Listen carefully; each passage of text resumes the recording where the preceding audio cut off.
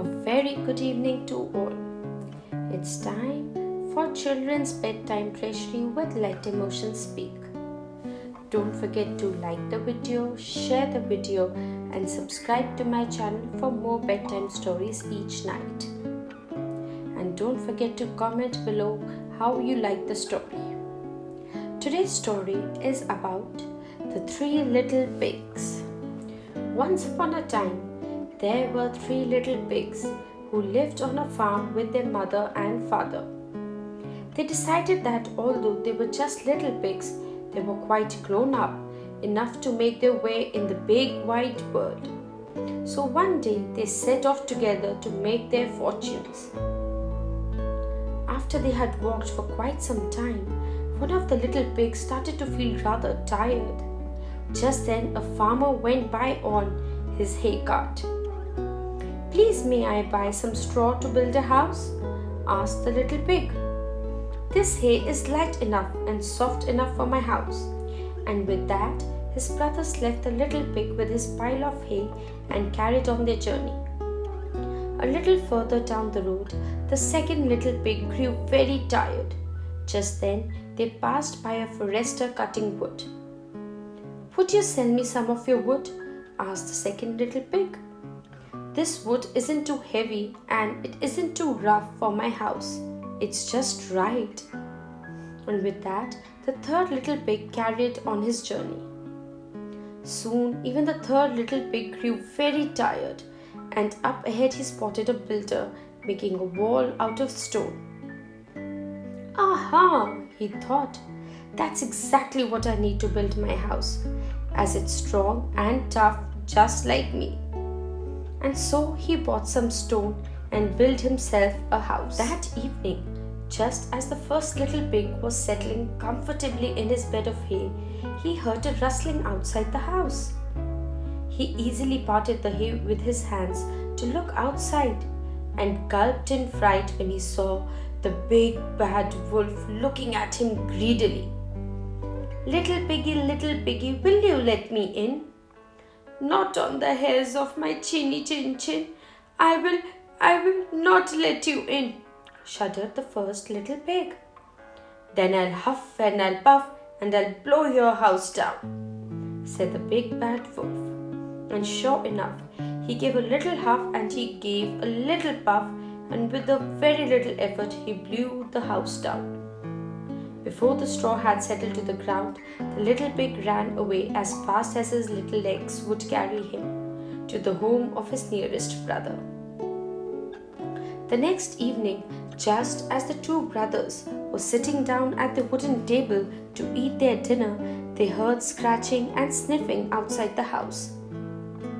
They peeked through the wooden window and gasped in alarm when they saw the big bad wolf staring at them hungrily. His stomach rumbled loudly.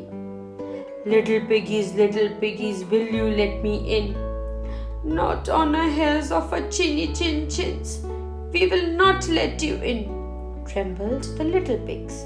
"Then I'll huff and I'll puff and I'll blow your house down," said the big bad wolf. And sure enough, he huffed a bit and he puffed a bit, and with a bit of effort he blew the house down.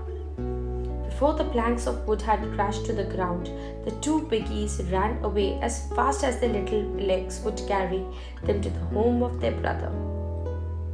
The next evening, just as the three brothers were making the fire to warm their toes, they heard crunching and crashing outside the house. The third little pig pulled a tiny stone out of the wall to make a peephole, and they all shrieked in terror when they saw the big bad wolf staring at them ravenously. His stomach grumbled even louder, and he was smacking his lips with glee at the feast waiting just a short breath away. Little piggies, will you let me in?" "Not on the hairs of a chinny chin chins. We will not let you in," quaked the three little pigs. "Then I'll huff and I'll puff and I'll blow your house down," said the big bad wolf.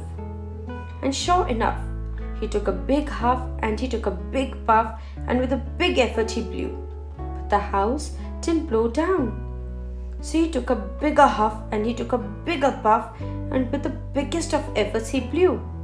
But the house still didn't blow down. So he filled his lungs as full as he could, and with a mighty effort he blew and blew and blew, and the house stayed up. With that, the big bad wolf started to climb up the stone wall to the chimney on the roof. The three little pigs looked around the stark stone room and then at each other in dismay.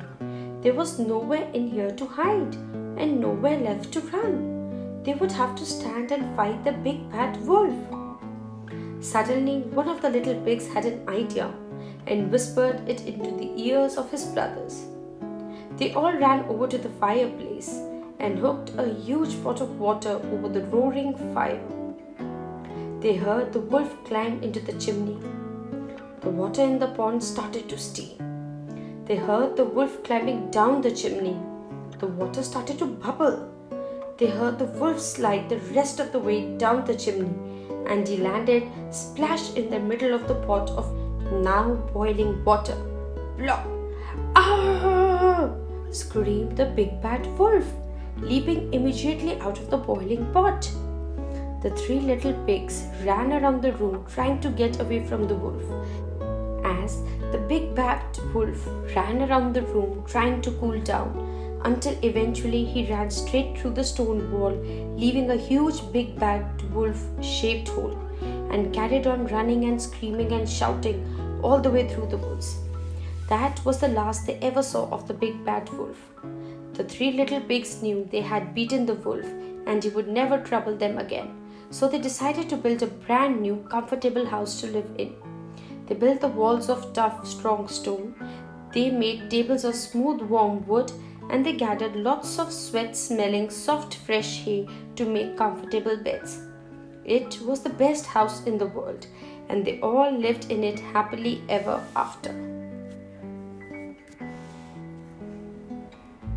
Isn't it one amazing story? You never get bored listening to it, neither too old. Now it's time to say goodbye and good night. Sleep well.